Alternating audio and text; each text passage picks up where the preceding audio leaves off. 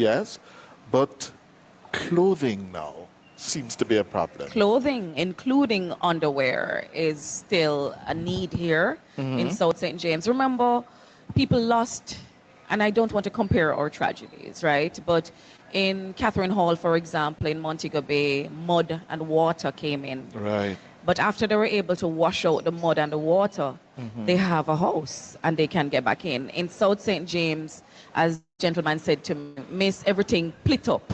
Mm. Not split up, everything split up. All of the board, Mm. them, all of the zinc, everything gone.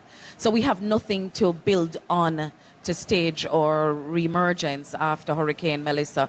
And she took our underwears, she took our clothing, she took our bedding, she took all of our memories, our pictures, and everything that we had created our lives around in South St. James. Yes. So, yes, our emergency and urgent needs include clothing of every item or article you Mm. can think of. And I'm begging you, we are in need, but we're asking you to treat us with some dignity, ensure that what you send to us are new, especially undergarments. But if you are sending us clothing that has been worn, make sure it is something that you would still wear yourself.